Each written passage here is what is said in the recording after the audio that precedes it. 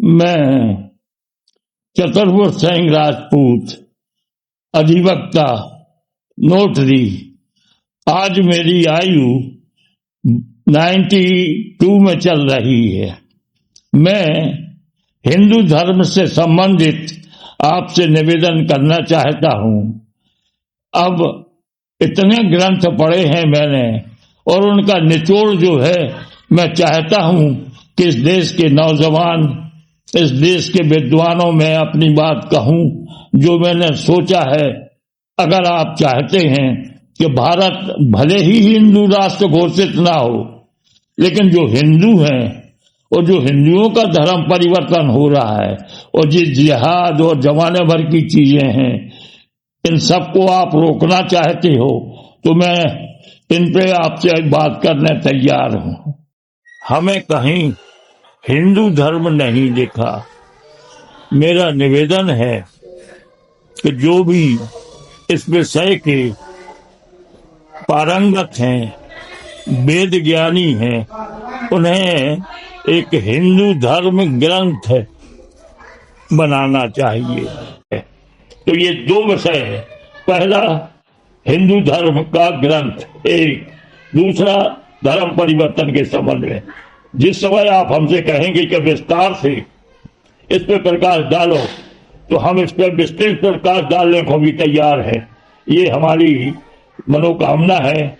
आगे यदि आप चाहते हैं कि हिंदू धर्म फले फूले, नौजवान उसमें रहें, नौजवान लड़की उसमें रहे, छात्राएं उसमें रहें। लोगों को मालूम ही नहीं है हिंदू धर्म क्या है। आप पूछोगे तो वो कहेंगे कि हमें नहीं मालूम। ये दो बातें। और तीसरी बात जो हमें बड़ी खटकती है, वाल्मीकि रामायण हम पढ़ते पढ़ते एक जगह मैंने देखा कि राजा रामचंद्र जी वो हवाई मार्ग से जो उनको कुबेर से प्राप्त हुआ था रथ, जिसका नाम था पुष्पक विमान, उस पर घूमते घूमते एक स्थान पे पहुंचे और वहां पहुंचे और नीचे उतरे।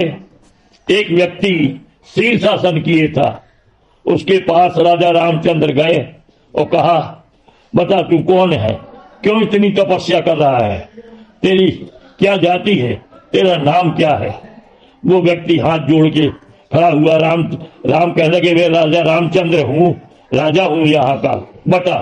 तो वो कहने लगा, महाराज मैं सशरीर स्वर्ग जाना चाहता हूँ, इसीलिए तपस्या कर रहा हूँ। मेरा नाम सम्मुख है और मेरी जाति शूद्र है। जो ही उस व्यक्ति के मुंह से शूद्र शब्द निकला, रामचंद्र जी ने तीखी धार वाली तलवार से इतना जोरदार वार किया कि उसका सिर धड़ से अलग हो गया। ये चैप्टर, इसके आगे ये बताया है कि जो बूंद जमीन पे गिरी उस शूद्र के रक्त की, एक ब्राह्मण बालक 10 साल का जो मर गया था वो जीवित हो गया। इस ढंग की बात है। महाकवि व्यास ने श्रीमद् भागवत लिखा है। श्रीमद् भागवत में बलराम जी के बारे में जो हमेशा हल बखल लिए रहते थे, उनके बारे में बताया है कि एक वे विद्युत सभा में पहुंचे नैमिषारण्य, और वहां देखते क्या है कि जो व्यासपीठ है उस पर एक शूद्र व्यक्ति बैठा है।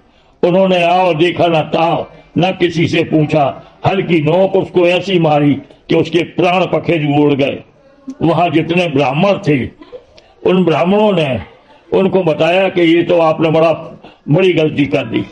एक बात और मैं कहना चाहता हूं। एक समय सागर नगर के तीनवत्ती नामक स्थान पर जैन धर्म के लगभग 10-11 और अनेक साधु संत भाषण चल रहे थे।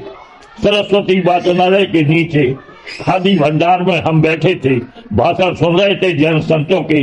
एक हमारे पीछे एक बेटा, एक उनका पुत्र नौजवान, ये खादी के कपड़े खरीद रहे थे।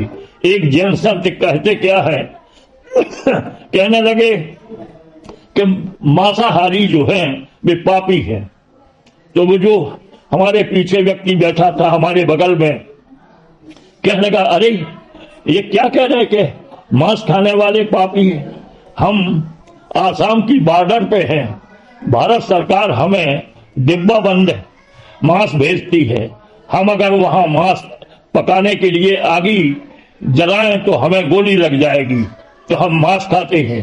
भारत के पहाड़ी क्षेत्र, नदी नालों के किनारे, पूरा समुद्री क्षेत्र, चाहे वो मछली का मांस हो, चाहे अन्य पशु पक्षियों का मांस हो, मांस भक्षी है।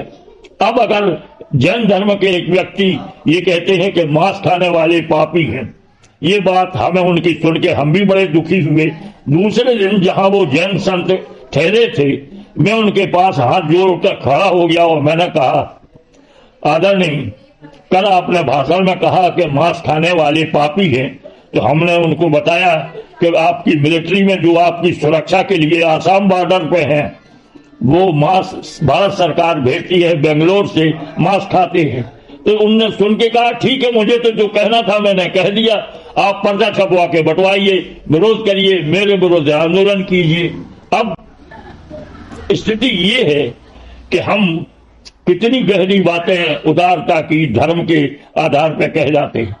तो हमारा एक निवेदन है, तीसरा ये कि हिंदू धर्म में जो वाल्मीकि रामायण में, श्रीमद् भागवत में और अन्य धर्म ग्रंथों में हमारे तो ऐसे दिमाग में बेहिसाब उदाहरण भरे हैं कि उनका काट छाट होना परम आवश्यक है। विद्युत सभा इस विषय पर भी ध्यान दे कि भारतीय धर्म की अनेक चीजें जो बिल्कुल अब प्रदूषित हो गई हैं, जिनसे वातावरण और खराब होता है, उनको धर्म ग्रंथों से बिल्कुल निकाल दिया जाए। आइंदा जो छपे, रामायण छपे, श्रीमद् भागवत छपे, महाभारत छपे, उनमें इन चीजों से विलोप किया जाए, ये ऐसा निर्णय लेना चाहिए। बहुत बहुत आभारी हूं आपका।